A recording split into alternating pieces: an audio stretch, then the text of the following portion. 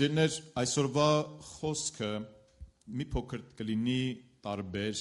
ուղղություններով, որովհետև մի քանի թեմաներ կան իմ սրտում, որ կարևոր եմ համարում եւ ուզում այսօր մեր եկեղեցում բաժնեկցել։ Եվ նրանք շատ կարևոր են ոչ միայն այսօրվա համար, այլ այս խոսքերը, ինչ որ ես այսօր կփոխանցեմ, լուրջ հիմքեր են լինելու մեր ապագա կյանքի համար։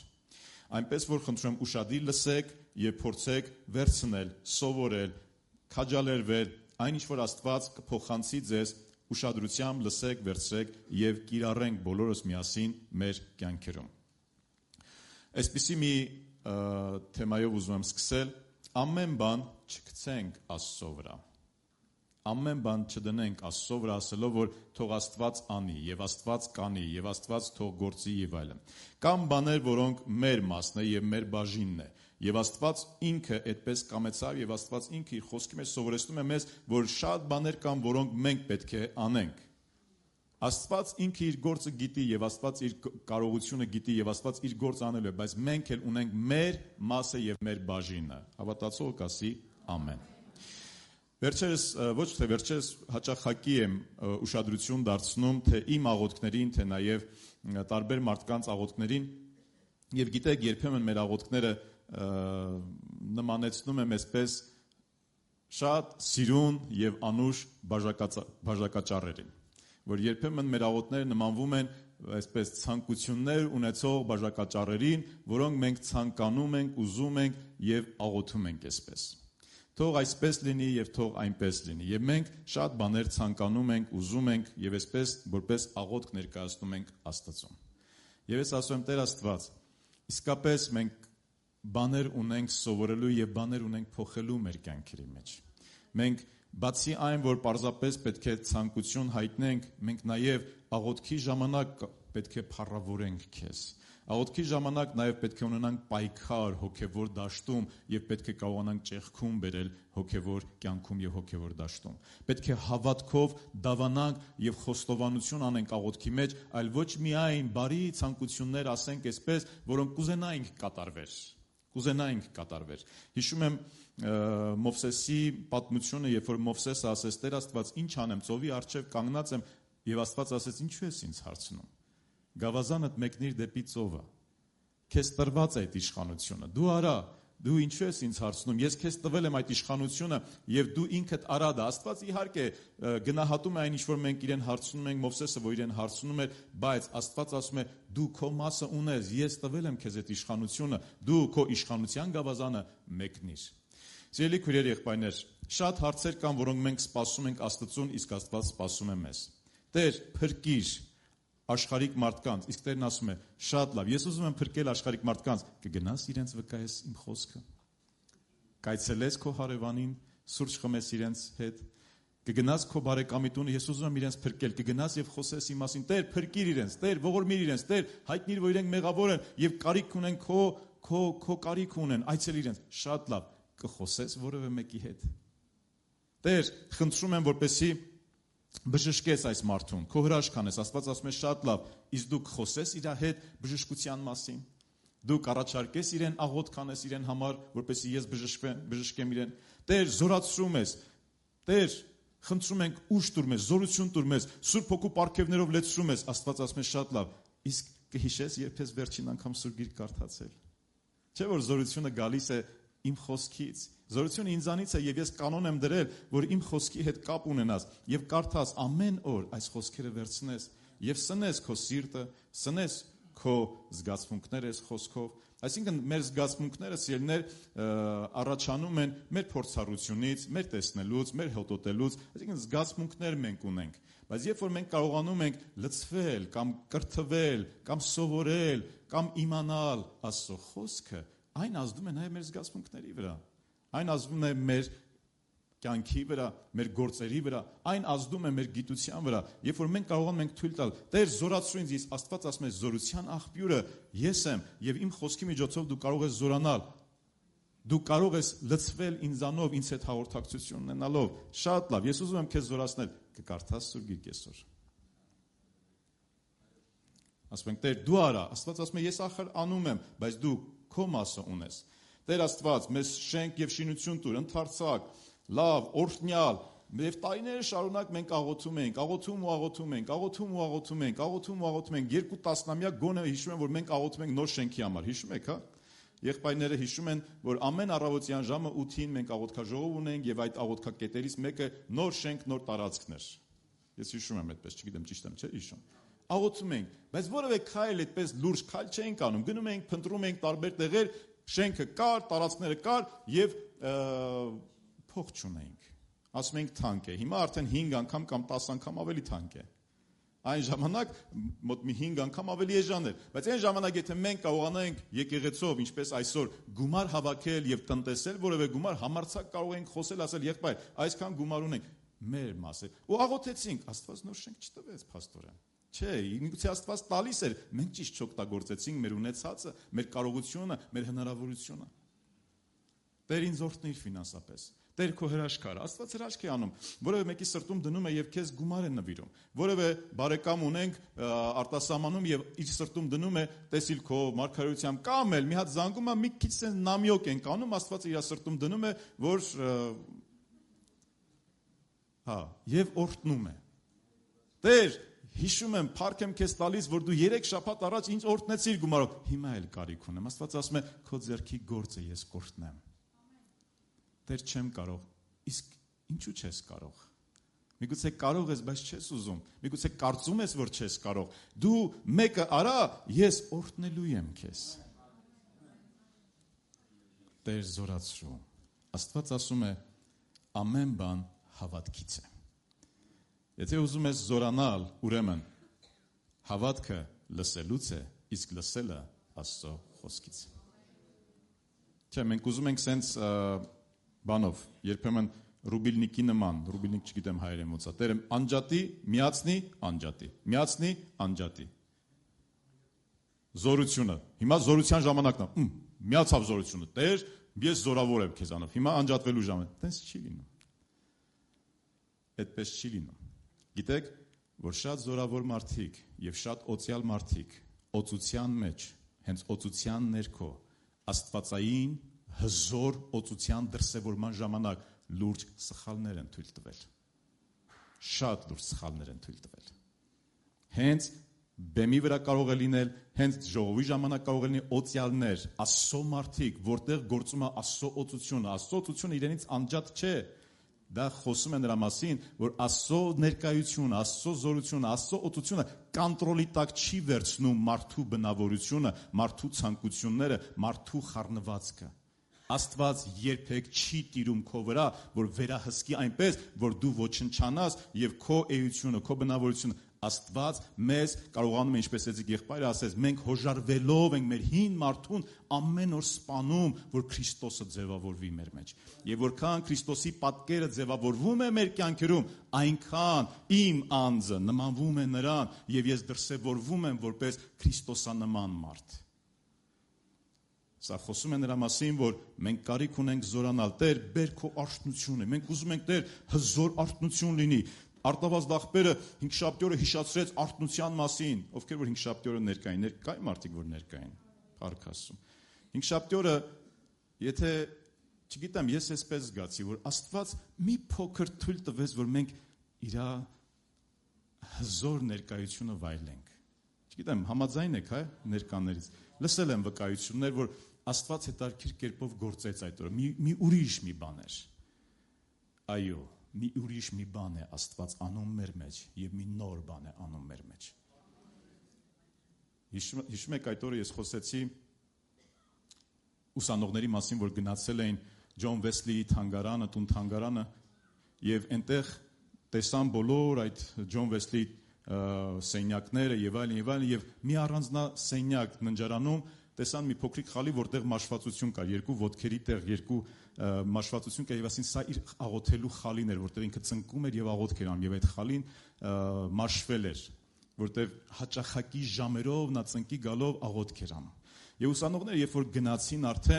եւ արդեն մեկ ավտոբուսի մեջ էին, նկատեցին, որ մեկ ուսանող բացակայում է եւ ուսուցիչը դասախոսը վերադարձավ տուն եւ նկատեց ուսանողներից մեկին, որ նույն այդ խալի վրա ծնկելով աղոթում է, ասելով. «Տեր, նորից արա դա, նորից բեր արթնությունը եւ դա արա ինձ հետ միասին կամ իմ միջոցով, Տեր, կրկին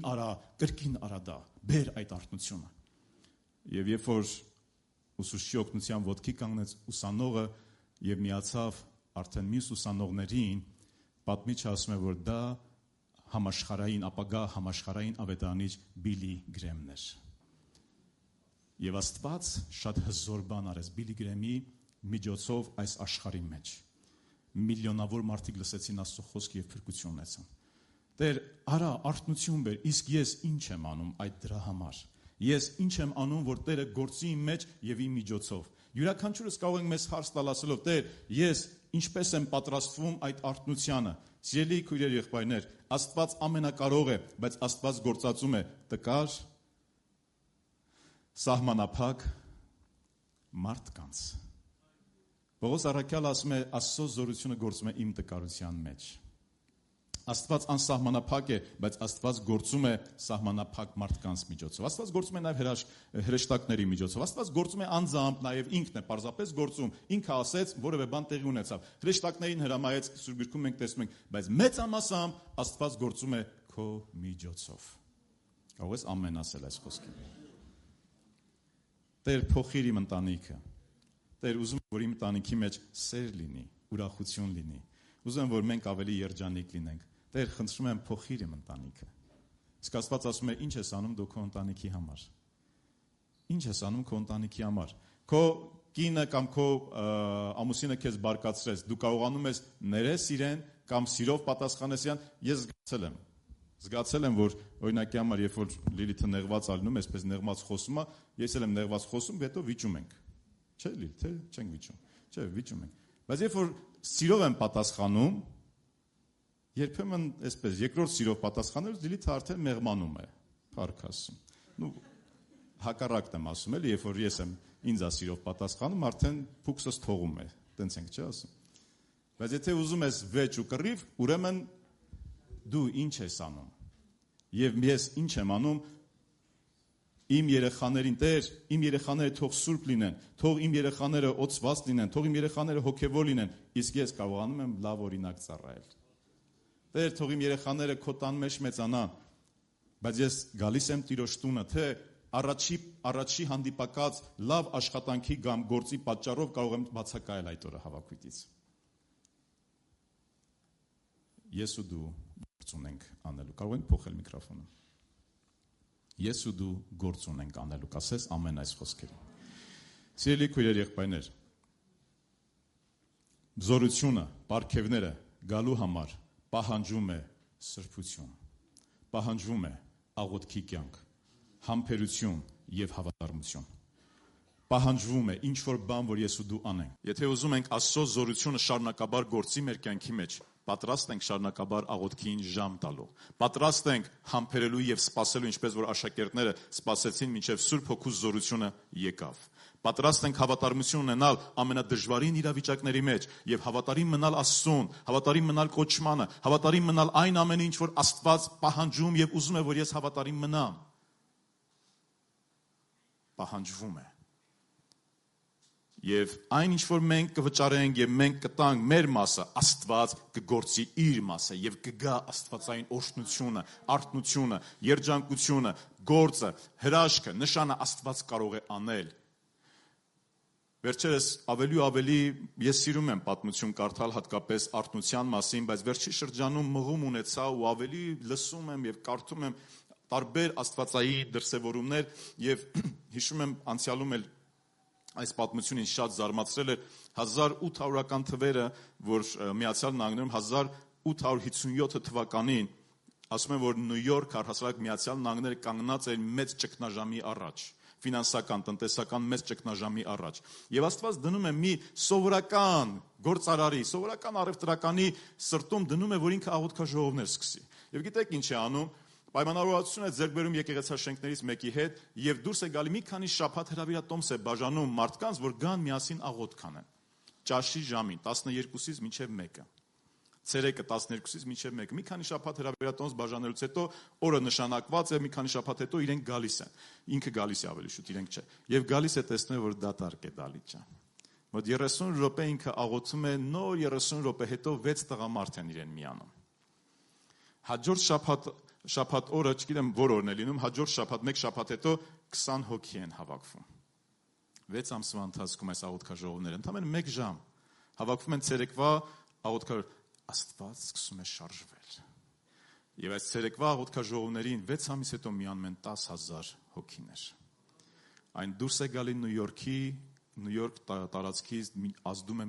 հասնում է մինչև Միացյալ Նահանգների տարբեր նահանգները եւ գնում է մինչև Անգլիա, Շոտլանդիա, Իռլանդիա այս արթնությունը։ Եվ ասում են, որ այս 2 տարվա արթնության ընթացքում Միացյալ Նահանգներում 1 միլիոն մարդկանցով ավելացավ եկեղեցիների թիվը, եկեղեցին մասնակցողների թիվը, մոտ 1 միլիոն։ Ընդամենը ցերեկվա 1 ժամյա աղոթքը բերեց արթնություն։ Տեր Աստված բեր արթնություն մեր մեջ, բեր մեր եկեղեցու մեջ արթնություն, մեր երկրի մեջ արթնություն, բայց եթե Երեմիա Լամֆերը չաներ այս քայլը, ընդամենը 2 տարի սա տևեց, եւ ասում է այս արթնությունից հետո Երեմիան ինքը սովորական էլի վերադարձավ իր աշխատանքին, մինչև էլ աշխատանքի էր, սովորական իր կյանքով վերադարձավ։ Աստված ինչ որ գործ արեց, միգուցե Աստված ուզում էր ավելին աներ, չգիտեմ, բայց Աստված շարժվում է եւ գործում է, երբ որ մենք էլ համաձայնվում եւ հոժարվում ենք։ Գիտեք, երբ որ մենք ինչ որ բան պետք է անենք, ուրեմն ինչ որ բան պետք է կտրենք մեզանից, մեր կոմֆորտից, մեր ժամերից, սիրելի քույրեր, տան մաքրության գործերից մի քիչ պետք է կտրվեք։ Եթե ուզում եք սուրգիրք ուսումնասիրել, եթե ուզում եք Աստծու հետ ժամանակ անցկացնել, մի քիչ պետք է կտրվեք։ Սիրելի եղբայրներ, երեկոյան, երբ որ մենք ընկերներով հավաքվում ենք, լավ ժամանակ ենք անցկացնում, երբեմն դա պետք է զոհաբերենք եւ հավաքվենք եկեղեցում եւ իրար հետ աղոթք անենք։ Ինչ որ միտեղ գնալու, սուրճ խմելու կամ մեկի տանը հյուրընկալվելու, որը շատ լավ է ու դա կանենք մենք ու անում ենք, բայց երբեմն պետք է հավաքույթից դուրս գալ Աստծոտուն կամ մեկից տանը հավաքվենք, ծնկի գանք եւ ասենք Տեր, թափիր քո Սուրբ Հոգին։ Այցելիր մեզ Տեր։ Մենք այնքան կարիք ունենք քո ներկայության։ Մենք այնքան կարիք ունենք քո հրաշքների դրսևորման։ Մեր մեջ կան մարդիկ, որոնք հիվանդ են եւ հիվանդություն ունեն, ցավով գալիս են եւ ցավով գնում են, Տեր։ Մենք այնքան կարիք ունենք, որ քո բժշկությունները լինի մեր մեջ։ Մենք այնքան կարիք ունենք, որտեղ մարդիկ հարցեր ունեն, որ չեն կարողանում պատասխանել, մարգարեական խոսքի կարիք ունենք, Տեր։ Մենք կարիք ունենք Տեր Աստված պարգևների դրսևորման։ Մենք կարիք ունենք Տեր, ընտանիքներ են կազմում, երիտասարդները ամուսնանում են, ընտանիք են կազմում, որպեսզի երջանիկ լինեն, բայց առաջին իսկ պահից նրանք չեն կարողանում հաղթահարեն Տեր։ Ինչ որ մի խնդիր է մեր երեխաների մեջ, որ ինչ որ խնդրեմ կա այսօր համայն աշխարհում եւ խնդիրներ կա, Տեր, եկեղեցին այն կառույցն է, որ պետք է նպաստի։ Եվ մենք չենք ուզում լինել միայն զգացմունքների տիրույթում, մենք ուզում ենք գնալ դեպի խորքերը։ Մենք չենք ուզում զգացմունքների տիրույթում հայտարարել եւ ասել. Ես բժշկվեցի, հալելույա, միկրոֆոնը վերցեցին, գիտեք, ես բժշկվեցի, բայց մեկ շաբաթ հետո հանդիպում ես պատահական այդ մարդուն նույն հիվանդությունով հիվանդանոցում, որովհետեւ չէր բժշկվել։ Մենք ուզում ենք ավելի խորքը, մենք ուզում ենք իրական աստվածային գործունեությունը, մենք ուզում ենք Աստծո շարժը լինի իսկապես բոլոր եկեղեցիներում, բայց նաև մեր եկեղեցու մեջ։ Աստված հետարքիր կերպով գործում էր Էվեն Ռոբերտսի կյանքում, Ուելսի արթնություն է կոչվում 1904 թվականին սկսվեց Էվեն Ռոբերտս անունով մի երիտասարդ, որ սիրում էր ժամերով Աստծո խոսքը կարդալ, ուսումնասիրել, Աստծո ժամ տալ, տրամադրել, եւ 27 տարեկան էր նա։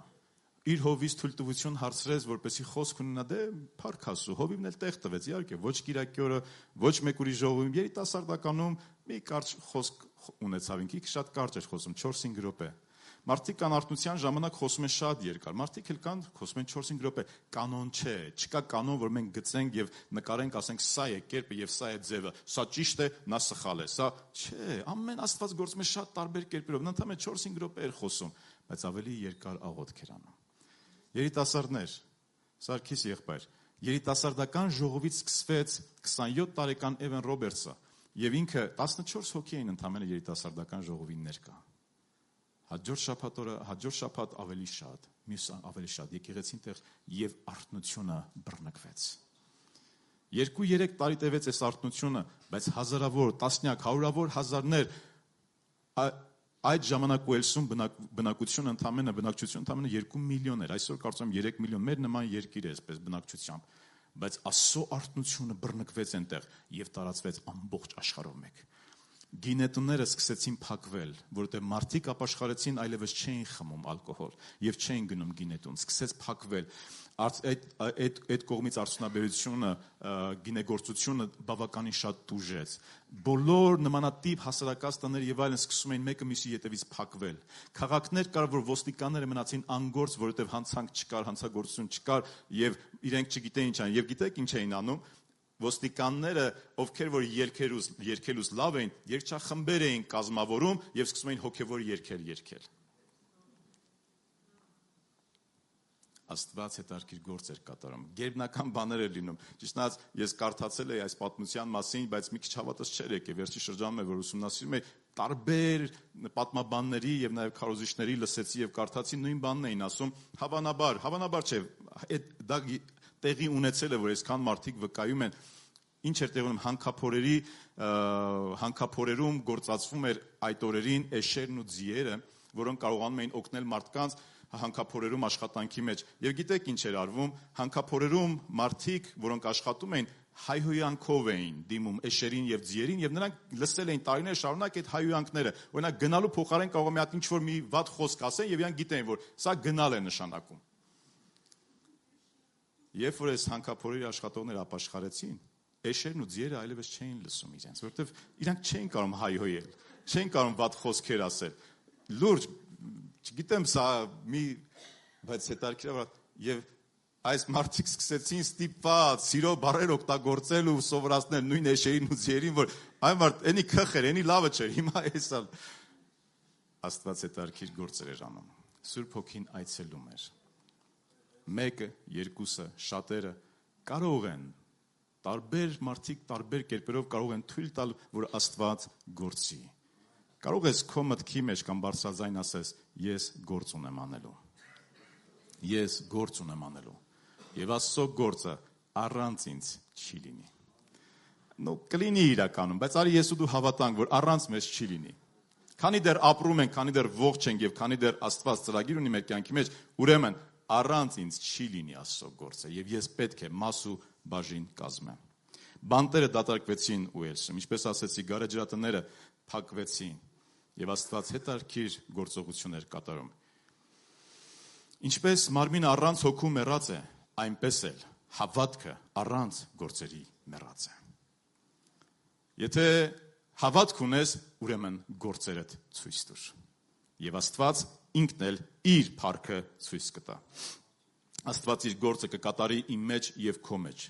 բայց նա սպասում է, որ մենք հավատքով եւ հավատարիմ կերպով դրսեւորվենք։ Հորդորում եմ քեզ, քո ընտանիքի մեջ, քո եկեղեցու մեջ, քո երկրի մեջ, քո անձնական կյանքում մեղքը չգցես առավել եւս սատանայի վրա ասելով ինքն է մեղավոր, ինքն է, այմարդ մեղավորը թույլ մի տուր մտնի ներս։ Փակի դուռը։ Հավատքդ ուղիր Աստծուն, ոչ թե հավատքդ ու վախդ ուղիր սատանային, հետո էլ ասա, «Էս ինչ եղավ»։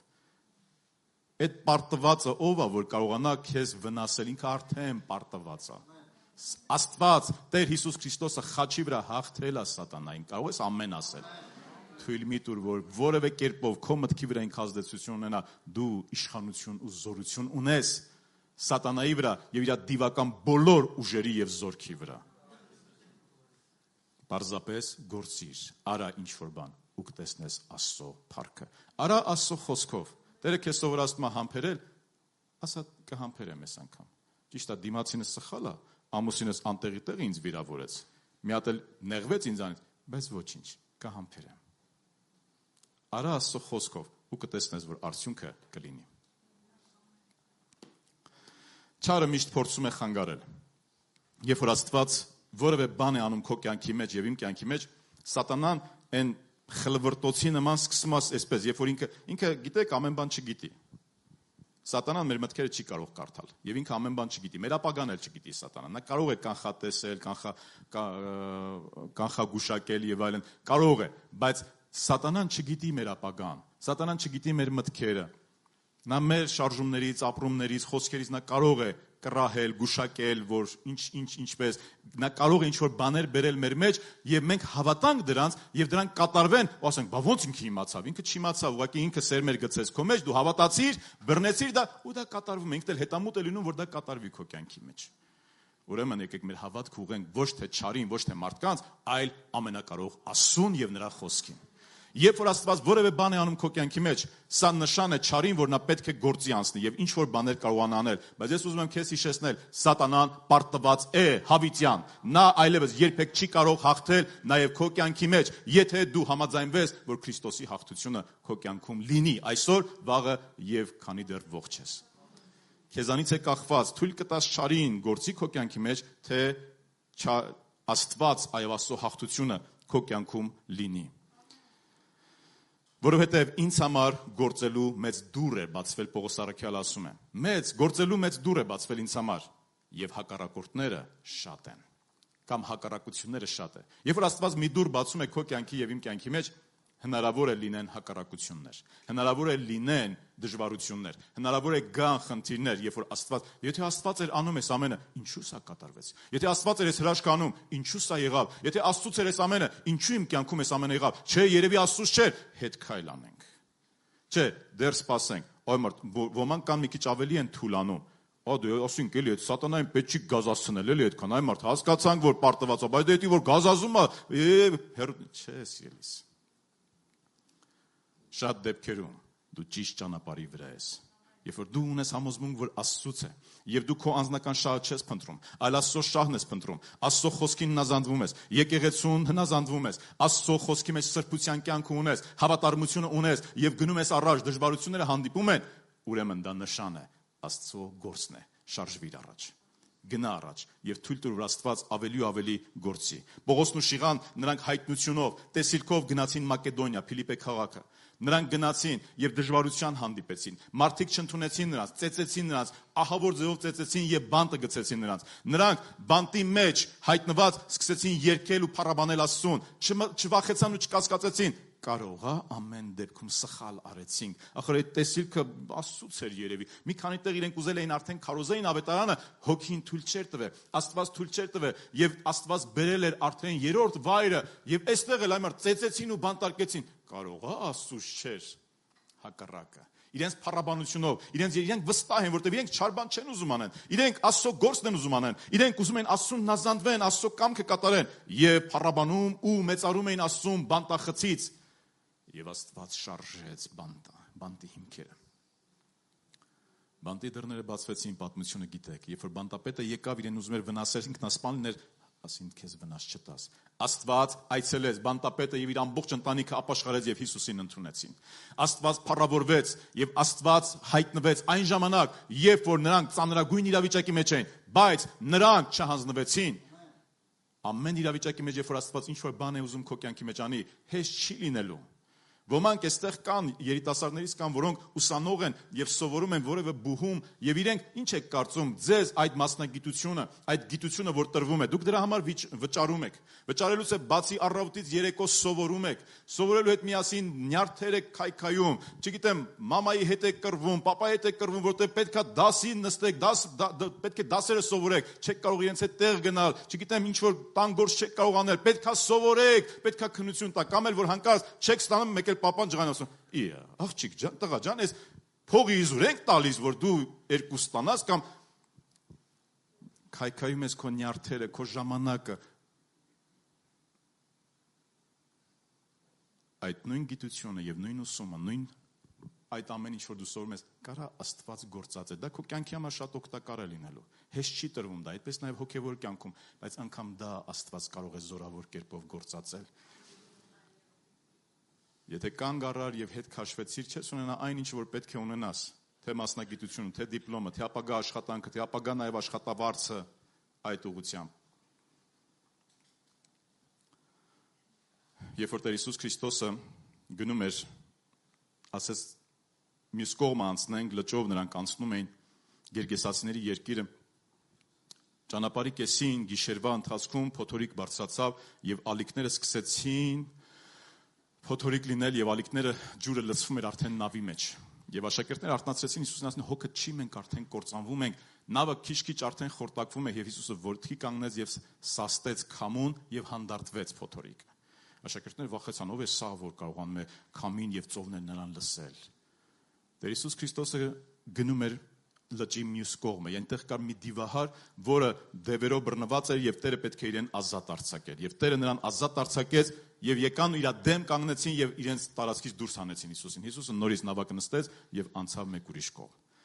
Այդ ամբողջ պատմությունը տեղի ունեցավ նրա համար, որ Տերը գնար եւ այդ Գերգեսացիների երկրում մեկ հիվանդ մարդու, մեկ բռնված մարդու ազատ արձակեր։ Եվ դա Տեր Հիսուսը արեց։ Եթե Տեր Հիսուսի հետ եղան դժվարություններ, ծովի փոթորիկը, ինչու իմ կյանքում չի կարող լինել, չտխրես,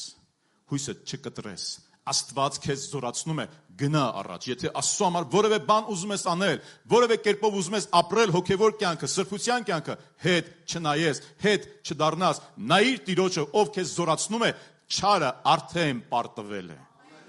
Դժվարություններին տեղ չտաս։ Սատանան փորձելու է ազդել այն բաների վրա, որոնց վրա ինքը կարող է ազդել։ Եթե կարող է քո զգացմունքների վրա ազդել, կազդի քո զգացմունքների վրա։ Եթե կարող է քո մեքենայի վրա ազդել, կազդի քո մեքենայի վրա։ Եթե կարող է որևէ կերպով ազդել որևէ մեկի միջոցով քո վրա, կազդի դա։ Կանգ չառնես։ Ինքը շատ մեծ իշխանություն չունի մեզ վրա, բայց կան հատվածներ, որ մենք տվել ենք իրեն իշխանություն։ Կան հատվածներ, որ մենք տվել ենք իրեն իշխանություն։ Եվ ինքը կարող է ազդել մեզ վրա այդպես։ Բայց եթե մենք կարողանանք ավելի ու ավելի զորանալ Քրիստոսով ամեն օր, նա ոչ մի ավելի ու ավելի նրա իշխանությունը կսահմանափակվի մեր կյանքում, մեր շրջապատում, մեր զգացմունքների վրա, մեր մարմնի վրա, մեր մտքի վրա, մեր ընտանիքի վրա եւ այլն, նա կսահմանափակվի ավելի ու ավելի, եթե մենք կարողանանք Տիրոջով ավելի զորանանք։ Առաջին դարում աշակերտները հալածվում էին եւ նրանք դուրս էին գալի ավետարանը քարոզելու, հրաշքներ տեղի էր ունենում եւ նրանց ձերբակալեցին, ծեծեցին եւ պատվիրեցին այլևս ավետարանը չքարոզել։ Եվ նրանք եկան եւ աղոթք արեցին։ Եվ այժմ Տեր, նայիր նրանց սպառնալիքներին եւ քո ծառաների ամենայն համարձակությամբ քո խոսքը խոսել տուր։ Իրենց աղոթքն է։ Իդեպ մենք կարող ենք Աստվածաշնչյան հերոսներից աղոթքներ սովորել։ Նայիր նրանց, Տեր, սպառնալիքներին նայիր։ Իրենք չէին աղոթում, որ Տեր այնպես արա իրենց սպառնալիքներին, այլ ընդհակառակը ծառաներին ամենայն համարձակությամբ քո խոսքը խոսել տուր, որ մենք շարունակենք համարձակնել, որ քո ձեռքը մեկնես բժշկության համար եւ նշաններ ու հրաշքները լինեն քո սուրբ որդու Հիսուսի անունով։ Նրանց աղոթելուց հետո շարժվեց այն տեղը, որտեղ հավաքված էին եւ բոլորը լցվեցին Սուրբ Հոգով եւ Աստծո խոսքն էին քարոզում համարձակությամբ։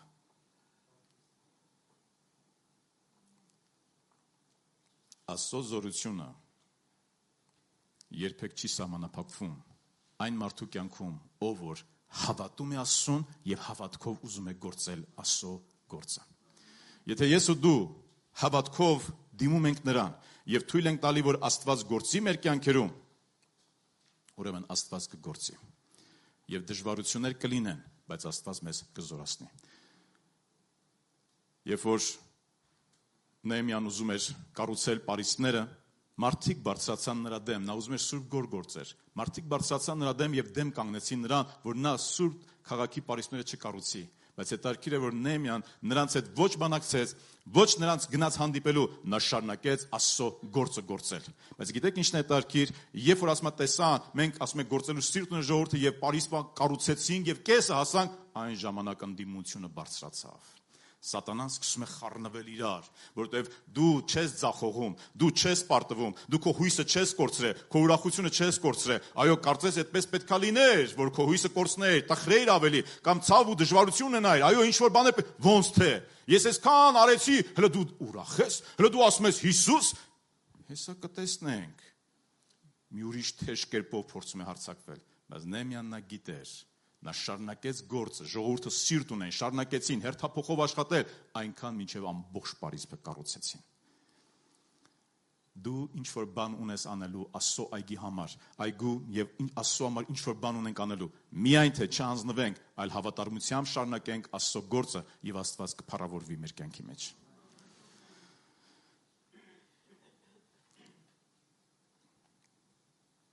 Մեկ բան եմ ուզում խոսել եւ կավարտեմ։ Բայց եկեք այս համարը կարդամ, հետո նոր կանցնեմ մյուս իմ թեմային։ Հռոմեացիս 8:11։ Եվ եթե Հիսուսին մեռելներից հարություն տվողի հոգին բնակվում է ձեր մեջ, եթե Հիսուսի մեռելներից հարություն տվող հոգին բնակվում է ձեր մեջ, հիմա ուզում եմ այս եթեին պատասխանենք մենք։ Տեր Հիսուս Քրիստոսին մեռելներից հարություն տվող Սուրբ հոգին բնակվում է քո մեջ։ Շատ լավ։ Ապա Քրիստոսին մեռելներից հարություն տվող ձեր մահկանացու մարմիններն էլ կկենդանացնի իր հոգու միջոցով, որ բնակվում է ձեր մեջ։ Պատկերացնում եք, Հիսուս Քրիստոսին մեռելներից հարություն տվող Սուրբ հոգին բնակվում է քո մեջ եւ իմ մեջ։ Դու պատկերացնում ես ինչ ունես դու։ Հիսուսին մեռելներից հարություն տվող Հիսուսը ոչ միայն մահացած սովորական մարդ էր, նա աշխարհի մեղքը իր վրա վերցված մարդ էր, որ մահացել էր այս աշխարհում, իր մարմինը մահացել էր եւ Սուրբ Հոգին նրան կենդանացրեց։ Ինչպիսի մահացած բաներ կան քո կյանքում։ Ինչպիսի պարտված իրավիճակներ կան քո կյանքում։ Սուրբ Հոգին քո ներսում է։ Սկսիր խոսել Սուրբ Հոգու հետ։ Սկսիր ընկելություն անել, ասել Սուրբ Հոգի, ուզում եմ որպեսզի այս մահացած եւ այս իրավիճակները դու ինձ օգնես ու զորացնես ու բարձրացնես։ Թույլ տանք, որ Սուրբ Հոգին գործի մեր կյանքերում եւ թույլ տանք, որ Սուրբ Հոգին կենթանացնի ամեն բան, ինչը որ մահացել է կամ մահանալու վրա է մեր կյանքերում։ Եվ վերջին բանը, որ ուզում եմ ասել, սա է. Աստված մարդ է փնտրում այս աշխարհում, ում հետ կարող է համագործակցել։ Աստված մարդ է փնտրում այս աշխարհում, ում հետ կարող է համագործակցել։ Աստված ունի գործ անելու, բայց մենք էլ ունենք գործ անելու։ Մենք պետք է նրա հետ համագործակցենք, որ մենք մեր մասը անենք, Աստված իր մասը կանի։ Երբ որ մենք արձագանքում ենք Աստծո կանչին, Սատանան սկսում է գործել եւ փորձում է ընդդիմանալ եւ բերել շատ դժվարություններ մեր կյանքում, կշարունակես ճեղքելով գնալ առաջ, Աստծո փառքը կերևա։ Եվ Աստված փնտրում է մարդիկ, ով կհամագործակցեն իր հետ։ Աստված այսօր փնտրում է մարդկանց, ովքեր կասեն այո Աստծուն։ Նայեք, այսօրվա իմ պատգամը մտածված ես ընտրել եմ բաներ, որոնք այսպես փոքր ինչ որ քարեր եմ ես ուզում կառուցել մեր հասկացողության մեջ, որը հետագայում վստահ եմ, եթե դուք լսեք եւ վերցնեք, ձեր կյանքերի մեջ օգտագործեք, մեր եկեղեցին ավելի փառավոր կլինի, ավելի օրհնյալ, ավելի զորավոր, ավելի սուրբ եւ ավելի հաղթական։ Այսօր աշխարհում եւ առհասարակ պետական համակարգերի մեջ մենք լսել ենք այսպիսի խոսքեր, ասում ենք, ինքը լավ ղեկավար էր, անցյալով ենք խոսում, հա, ինքը լավ ղեկավար էր, բայց իր կադրային քաղաքականությունը ճիշտ չվարեց։ Ճիշտ կադրեր չընտրեց, ճիշտ մասնագետներ չընտրեց։ Ասել եք այսպես կամ լսել եք այսպիսի։ Եվ շատ դեպքերում մենք կարողանում ենք այսպես տեսնել, որ մասնագետների պակաս կա։ Այո, պոտենցիալը կա, բայց մասնագետների պակաս կա։ Կամ էլ մասնագետներ կան, բայց չեն ուզում աշխատել։ Մասնագետներ կան, բայց ճիշտ ձևով վերաբերմունք եւ մոտեցում չունեն։ Նու, այսպես աշխատանքը, աշխատավարձը ցածր է, դրա համար մասնագետները գնում են մասնավոր են աշխատում եւ պետական կառույցներում զարգացում չի լինում։ Եվ այլն։ Այսօր տարբեր վայրերում եւ կառույցներում մարդիկ իսկապես կան, օրինակի համար լավ հիվանդանոցներ կարող են լինել, իսկապես զինված, տեխնիկապես եւ այլն, բայց ինչ որ մի ժամանակ ֆինանսական դժվարություն են ունենում եւ այդ հիվանդանոցը տուժում է, որտեղ այդտեղի մասնագետները ավելի լավ առաջարկներ ընդունում են եւ գնում են այն հիվանդանոցը։ Եվ ասում են, մասնագետների պակաս կա, բայց իրական պակաս չկար, ուղղակի ինչ որ մի պահ, ինչ որ մի բան տեղի ունեցավ։ Կամ էլ մի հատ լավ բժիշկ է լինում մի հիվանդանոցում եւ այդ բժիշկը ապահովում է մյուս բժիշկների գործը, եթե կարելի է այսպես ասել։ Այդ բժիշկը, քանի որ ծեր է, մահանում է եւ մնացյալ այդ հիվանդանոցը, որ մեծ համբավ ուներ, հանկարծ հասկանում է, որ իր համբավը կապված էր այդ բժշկի հետ։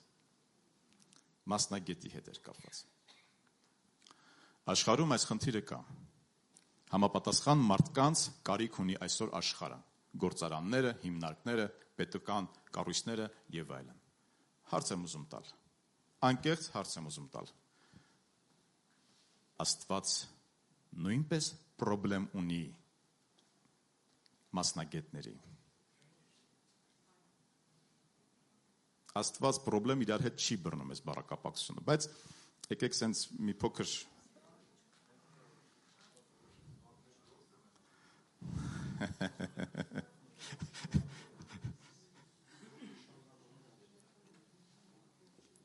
Աստված փնտրում է մարդկանց,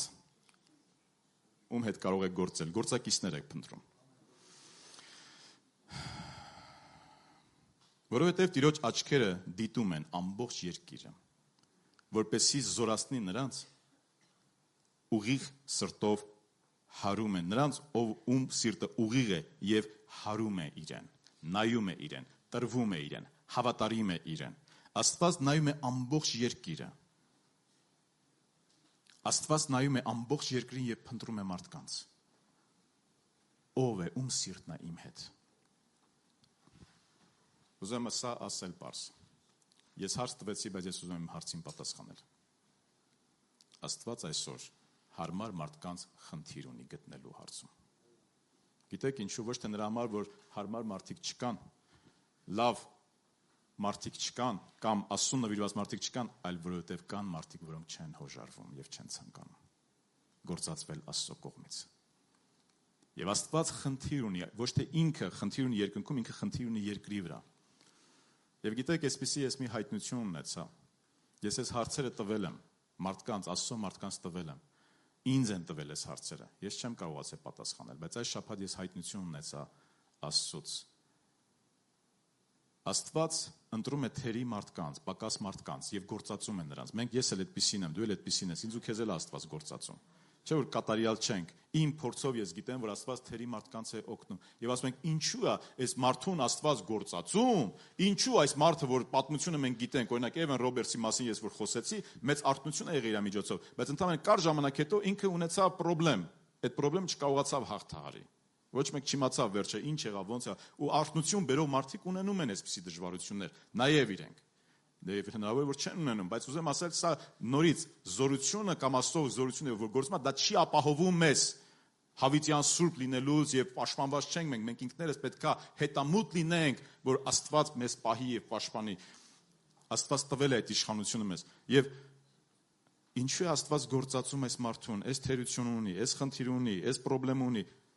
որտեղ ավելի հարմար տեխնացու Աստծուն չի ասել այո։ Դրա համար Աստված գործածում է նրան, ով որ համաձայնվել է, որ ինքը գործածվի Աստծո կողմից։ Ով որ պատրաստ է այդ գինը վճարի։ Բա որ սայթակի եւ ընկնի։ Աստված տվել է իրեն հնարավորություն եւ իշխանություն, որ ինքը կարող է պահել եւ չսայթակի եւ չընկնի։ Եթե Աստված այսօր քո եւ իմ կյանքում չի գործում այնպես, ինչպես որ ես ու դու կուզեինք, հավանաբար ոչ թե 100%-ով, հավանաբար Աստված կպատասխանի դա քեզ։ Պատճառը այն է, որ դու քեզ հարմար չես տեսնում։ Դու ինչ-որ հարցերով հետ ես քաշվել, ինչ-որ հարցերով ուրիշին ես առաջ մղել, ինչ-որ հարցերով դու քեզ հարմար չես տեսնում կամ դեռ ժամանակը չես համարում։ Ուզում քեզ այսօր պարզ կոչ անել եւ ասել. Աստված փնտրում է մարդկանց, որոնք որ կուզեն համագործակցել իր հետ։ Դու կլինես այդ մարդը, որ համագործակցես Աստծո հետ։ Դու կլինես այն մարդը, որ կասես այո Աստված, ես այն մարդն եմ, որ պատրաստ եմ քեզ հետ համագործակցելու։ Ես այն մարդն եմ, որ պատրաստ եմ իմ կյանքը դնելու քո կոչին, քո առաքելության համար, այն ամենին, ինչ որ դու կուզես։ Եվ Հիսուսը նրանց պատասխանեց. Իմ հայրը մինչև հիմա գործում է, արդ ես նույնպես գործում եմ։ Մինչև որ Աստված կգործի, մինչդեռ Աստված գործում է, գործը կա երկրի վրա։ Մինչդեռ Աստված գործում է, կա կարիքը մարդկանց, որոնք պետք է գործածվեն։ Հայրը գործում է, ուրեմն գործ կա այս երկրի վրա։ Եվ Աստված ուզում է գործածել ինձ եւ քեզ։ Ես կլինեմ այն մարդ ասելով. Տեր, ես եմ, ինձ գործածիր։ Ուզում եմ այսպեսի մի բան ասել։ Իմ խոսքը տանում եմ հենց սրան։ Կարող ենք ամեն առավոտ արթնանալ եւ ասել. Տեր, այսօրվա օրը նոր է բացվել։ Ես ուզում եմ, որ դու գործես իմ մեջ եւ իմ միջոցով։ Հա?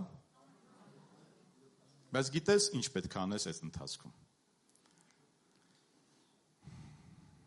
Օրինակ ես եղել եմ երբեմն այդպիսի ժամանակներ, այդպիսի ընթացքում, ինքնաթիռով հոգնած, չքնած,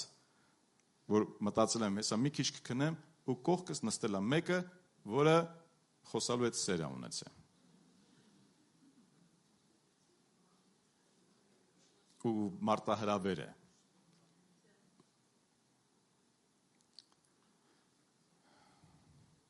Ես հիշում եմ մեկ անգամ, լավ, դա պատմելու չի, բեմից չեմ պատմի, առավել ես ուղի եթերով, բայց մի ուրիշ բան կասեմ, նմանատիպ մի բան։ Վերջերս Նուբարաշյանից գալիս է և մի քիչ անձրևոտ էր եղանակը և գերեզմանոցների մոտ մեկ հոգի կանգնած էր, հավանաբար գնացել էր ազգականներից որևէ մեկի շիրիմ այցելելու և մինչև հասնելը այսպիսի մի բան ունեցա, վերցրու իրեն։ Ես երբեք սովորություն չունեմ վերցնելու ու չվերցրեցի։ Ես իմ հիմա մեղքը խոստովանում եմ։ Կարեն եղբայրս և մյուսները կարող են վերցնել տարբեր կերպերով, տարբեր մարդկանց օգնել։ Ես չվերցրեցի։ Անցա հայլի մեջ նայում եմ, հետ պտտվեմ, ասի լավ դե չէ։ Մինչև այսօր ես հիշում եմ դա։ Ես ասում եմ, Տեր, միգուցե դա այն հրաշքն էր, որ դու պետք է աներ իմ կյանքում։ Բայց ես չարեցի դա։ Որքան հրաշքներ են ես ու դու բաց թողնում մեր կյանքի մեջ, հենց սրա պատճառով։ Իմ այսօրվա խոսքի այս վերջի պահը սա է. Աստված առաջարկում է քո հետ համագործակցի։ Աստված առաջարկում է քեզ հրաշք անի ամեն օր։ Գիտեք, մարդիկ կան, որոնք որ փորձանքների մեջ շատ են ընկնում, այսպիսի անուն են ձեռք բերել, քայլող փորձանք է։ Լսել եք այդպիսի արտահայտություն։ Իսկ ուզում եմ քեզ ասել, դու քայլող հրաշք ես։ Որտեղ որ գնաս, Աստված կար այդտեղ հրաշք անի, կասես ամեն այս խոսքերին։ Արմեն աղբորս դուր եկավ, չգիտեմ, քայլող փորձանքը, թե քայլող հրաշքը, Տեր օրհնի։ Դու քայլող հրաշք ես։ Եթե դու հավատաս, որ Տեր ասելով, Տեր իմ կյանքում բեր հրաշքներ, իմ կյանքում իմ համար արա եւ նաեւ թույլտվություն չեմ հարցրի անունները չեմ ասի, բայց այսպեսի մի բան պատմեմ։ Երկու օր առաջ եղբայրներից մեկը ուրախ պատմում էր, որ ավետարանչության նպատակի համար մի հատ լավ տեխնիկա է ձեռք բերել։ Եվ ինքը գիտեմ ես արդեն, որ ամիսներ շարունակ աղոթում էր այդ տեխնիկան ձեռք բերելու համար։ Եվ ինչ որ մեկ օր արդեն ոնց որ ինքը աղոթում է ամիսներ շարունակ, եւ սրտում դրվել է, որ զանգի իր մտերիմին, որը Միացյալ Նահանգներում է, եւ ասի, որ այսպիսի բանի համար եմ ես աղոթում։ Այդ պահին զանգում է կամ գրում է այդ անձնավորությանը եւ ասում է, այսինչ բանի համար եմ ես աղոթում։ Չգիտեմ, այն զրույցը ոնց է եղել, բայց հասկանալի է, կարող ես օգնել կամ չգիտեմ, որևէ կերպ։ Ասում է, չես հավատա։ Ես գտնվում եմ Ամերիկայի ամենամեծ հիպերմարկետներից մեկում ու հենց հիմա, որ դու գրեցիր կամ զանգեցիր, չգիտեմ, զանգել է թե գրել է, հենց հիմա կանգնած եմ այդ նույն տեխնիկայի առաջ, որի համար դու աղոթում ես։ Ինչպիսի պատահականություն։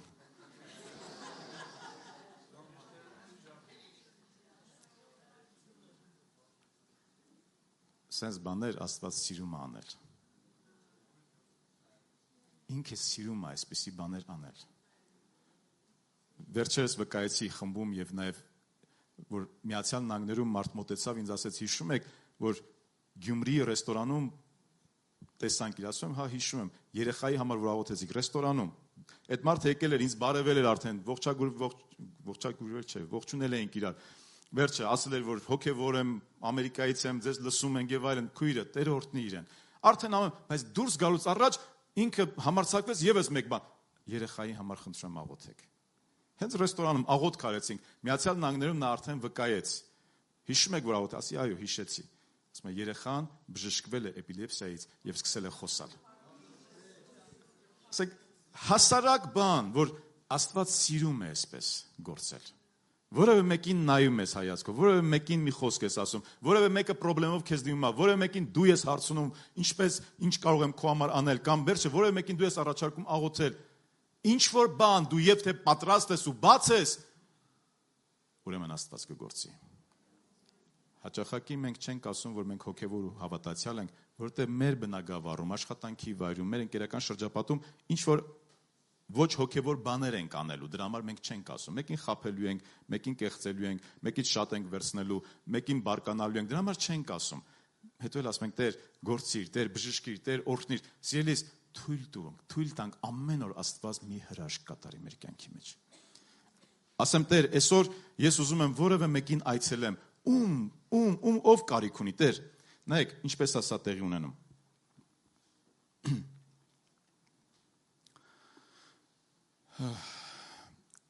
Բավականին շատ մարդիկ կան այստեղ։ Այսօր փառաբանության ժամանակ որևէ բան Աստծուց խնդրել եք, կան մարդիկ, մինչև եկեղեցի գալ, մինչև այս ինչ որ բան խնդրել եք Աստծուց։ Կան այստեղ մարդիկ, որ Աստծուց ինչ որ բան են խնդրել։ Մի վախեցեք, եթե խնդրել եք, ձեռք բարձրացրեք։ Այս ինչ սուրբերի մեջ են կան մարդ։ Ոչ մեկ ոչինչ չի խնդրել, կամ ոչ մեկ չէ, քիչերս են խնդրել։ Հիմա նայեք, այստեղ բավականին շատ մարդիկ կան, որ Աստծուց ինչ որ բան են խնդրել։ Ինչ ես կարծում։ Հնարավոր է Աստված քո խնդրանքը պատասխանի օրինակ Կարեն եղբոր միջոցով։ Նայ, օդում կախված խնդրանք կա։ Օդում կախված խնդրանք կա։ Դու Աստծուց խնդրել ես որևէ բան, որ քեզ համար անի։ Եվ գոյություն ունեն նաև Աստծո ծառաները, սուրբերը, որ ասում են՝ Տեր, օգտագործիր ինձ։ Հիմա օդում կախված երկու բան կա, մեկը որ ցանկություն ունի Աստծո կողմից գործածվի, մյուսը ինչ որ խնդրանք ունի Աստծուց։ Կարա Աստված այնց անի, որ երկուսը հանդիպեն իրար։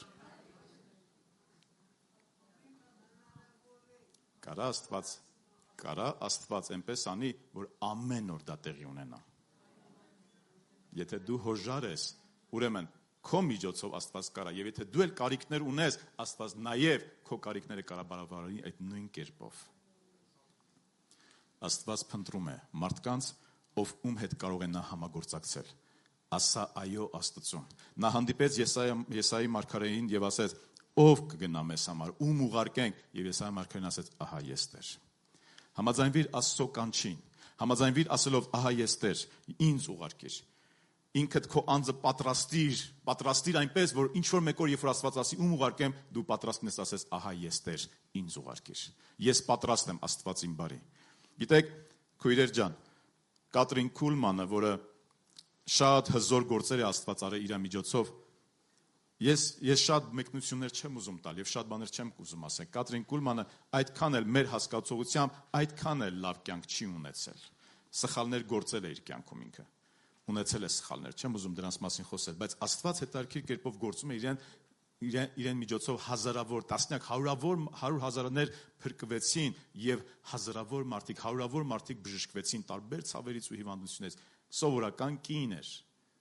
իքական սեռի ներկայացուցիչ անձնավորություն եւ նա այսպիսի խոսքեր ասում էր. ես հավատում եմ, որ Աստծո առաջին ընտրությունը չեմ եղել ես։ Կինը չի եղել Աստծո առաջին ընտրությունը, երկրորդն ու երրորդն էլ ես չեմ եղել, բայց Աստված տարբեր տղամարդկանց կանչելով, որ համագործակցին, նրանք չհոժարվեցին, չհամաձայնեցին, նոր վերջապես Աստված կանգնեց իմ թեկնածության վրա եւ ինձ ընտրեց։ Դա իր խոսքերն են։ Ես կարծում եմ, որ հոգու մեջ ինքը զգացել էր, դա տեսել էր, որովհետեւ իրականում շատ դեպքերում Աստված անում է բաներ, որոնց ուղղակի հետևանքն է մերժման։ Եթե ասենք դե ինքը կին էր, տենց զգացմունքային մի քիչ, ախր մեկ ուրիշ աշխարհահռչակ քարոզիչել են նույն բանը ասել։ Ռերնարդ Բոնկեն, որը աշխարհում չլսված ավետարանիչ, այսպես 74 միլիոն մարդ միայն իր ծառայության միջոցով լրացրել են այդ թերթիկները, որոնք Հիսուս Քրիստոսին ընդունել են որպես Տեր ու Փրկիչ։ Պաշտոնական թվերով 74 միլիոն մարդ իր ծառայության ընթացքում, իսկ այդ թիվը շատ ավելի մեծ է, որտեղ կան մարդիկ, որոնք չեն լրացրել թղթիկը ուղղակի։ Իրենց ծառայության մեջ ունեն այդպիսի քաղաքականություն, որ ովքեր Հիսուսին ընդունում են, կարող են այդ թերթիկը լրացնել, որպես իրենք էլ հետագայում ուղարկել Աստվածաշունչ իրենց եւ այլն եւ այլն։ 74 միլիոն մարդ Ռերնարդ Բոնկեի միջոցով ու այսօր այդ ծառայությունը դեռ շարունակում է, թեև ինքը մահացել է։ Իր պատմությունն է, ասում է, ես երբ որ գտնում եմ Աֆրիկան որևէ մի երկրում, ես գիտեի, որ այնտեղ Աստծո մարդ կա։ Հավաքույթից մեր ժողովից հետո, համաժողովից հետո ես գնացի, մեքենան վարեցի, գնացի հանդիպել այդ Աստծո մարդուն։ Եվ դուրը թակեցի, ինչ որ մեկը բացեց, ասեց, այո, Աստծո մարդը այստեղ է բնակվում, բայց հիմա ինքը տանը չէ։ Եվ ես սկսեցի խոսել եւ ասում եմ, ինքը իր ծառայությունը թողել է։ Եթե չեմ սխալվում, 1973 թե 83 թվականին ինքը իր ծառայությունը թողել եւ դադարեցրել է։ Եվ ես ասի, հա, ու միանգամից ասում եմ, տեղիցս վեր թռա այսպես։ Դա նույն տարեթիվներ, նույն տարիներ, որ Աստված ինձ տեսիլ տվեց, Աֆրիկան պետք է փրկվի։ Ու ես հասկացա, այս մարդը ծառայությունը թողել էր, այս մարդն էր կանչված, որ ամբողջ Աֆրիկայում ավետարանը քարոզել, այս մարդը իր ծառայությունը թողեց եւ Աստված եկավ ինձ մոտ եւ ինձ արթնացրեց։ Կհամագործակցես Աստծո հետ։ կասես, ահա ես Տեր, ինձ ուղարկիր։ Կասես, Տեր, ես ուզում եմ իսկապես դու գործածես ինձ։ Եվ թույլ տանք, որ Սուրբ Հոգին ավելի ու ավելի գործի մեր կյանքերի մեջ։ Հրավիրում եմ ոտքի կանգնենք, սիրելիներ։